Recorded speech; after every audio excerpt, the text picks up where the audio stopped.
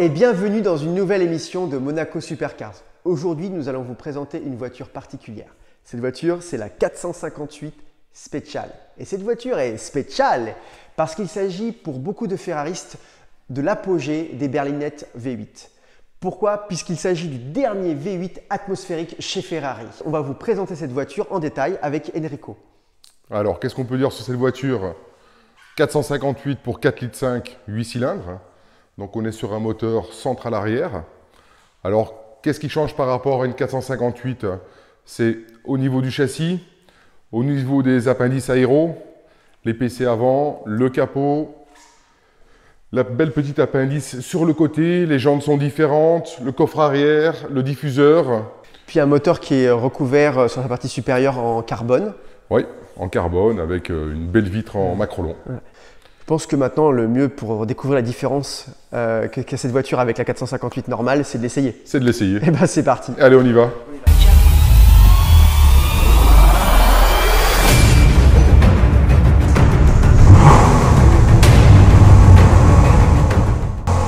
Et ben voilà, nous voilà à bord de la 458 Special. Alors, pour moi, c'est quelque chose d'assez familier puisque j'ai une 458 normale, on va dire basique. Alors, je retrouve mes repères visuels. Je retrouve quand même beaucoup de choses dans les éléments du tableau de bord, dans les éléments, on va dire, dans le volant, etc. Mais on comprend tout de suite qu'on n'est pas dans une 458 de base grâce aux remontées de sensations. La direction, la précision, on va dire le feeling est beaucoup plus direct. Tout semble plus dur en fait, le châssis semble plus rigide, les suspensions sont plus dures, le son est plus fort, plus rauque. Il faut dire aussi que tu as un Spider, donc donc on n'est pas du tout sur la même suspension. Ouais, la même philosophie, on est la rigidité n'est pas du tout la même entre un coupé et un Spider chez Ferrari. Je retrouve quand même cet équilibre de la 458. Ce train avant qui est précis, un peu léger, mais très précis. Après, j'adore la sonorité. C'est vrai qu'on l'a pesé, on était arrivé à 1430 kg. Ouais. C'est ça, il me semble. Ouais, on sent qu'elle est légère. Hein. Ouais. Elle est plus légère que le Spider. Hein. Et ton Spider, on l'avait pesé, on était à 1570 kg, il me semble. Je crois, ouais. De mémoire. On est quelque chose de beaucoup plus nerveux. Hein. Une voiture beaucoup plus nerveuse. Ah, mais c'est vraiment beaucoup de plaisir.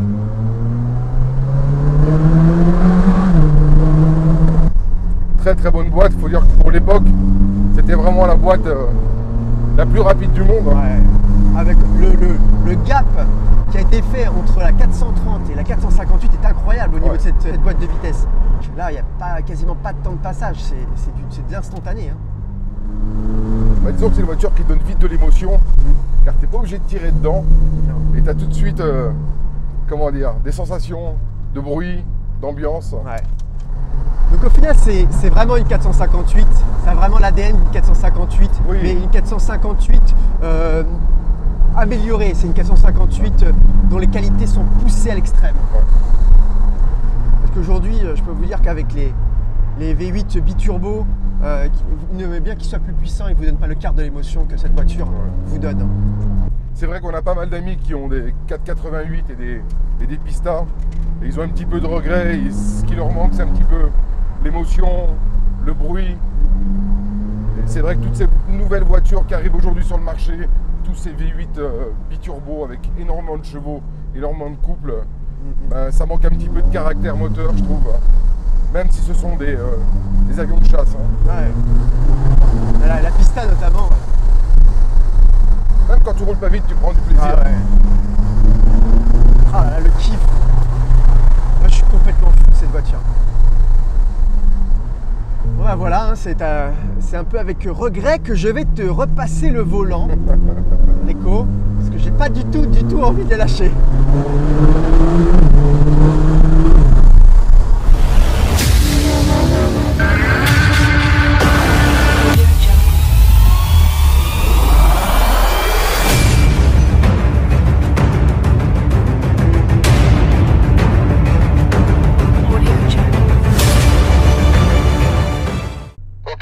tu peux y aller.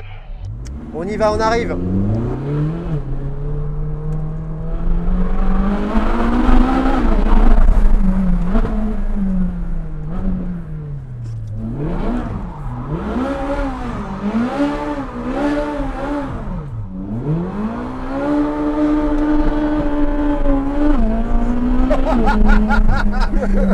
C'est le truc de dingue. Oh, le scandale. Le scandale.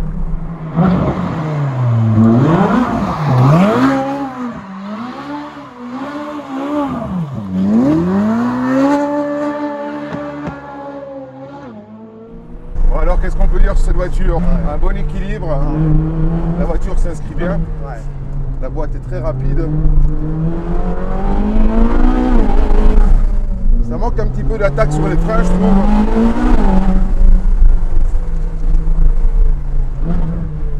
Sinon, très agréable. Hein. Bon, il y a juste un truc que j'aime pas trop chez Ferrari.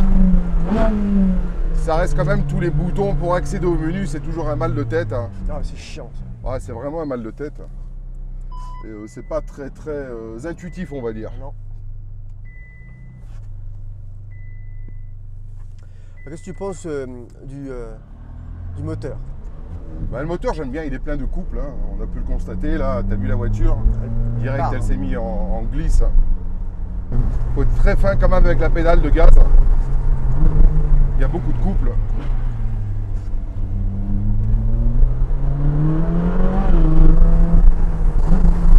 Et le bruit, il reste quand même très envoûtant, je trouve. Hein. Ah ouais. Ah, il est chouette le bruit.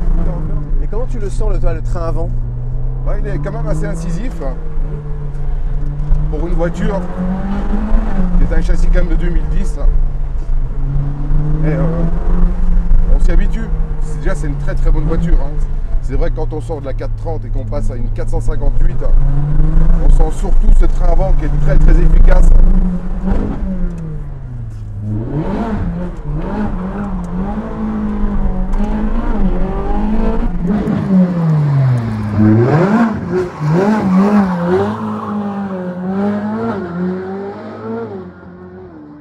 Relance, ça dit. Max, il a voulu absolument reprendre le volant. J'ai pas envie de le lâcher. J'ai pas envie de le rendre. Il veut pas prendre la voiture. Je la garde. Bon, bah écoutez, en tout cas, merci d'avoir suivi cette émission. On vous dit à bientôt. Donc retrouvez-nous sur Instagram, Toretto Monaco. Max Alex B. Abonnez-vous à notre chaîne, mettez un pouce pour nous dire que vous avez bien aimé. Mettez aussi des commentaires. Ouais, c'est important les commentaires parce que ça nous aide un petit peu à savoir qu'est-ce que vous avez envie de voir, qu'est-ce que vous voudriez revoir. Exactement, pour motiver aussi l'équipe. Et on vous dit à très bientôt. Ciao, ciao. Ciao.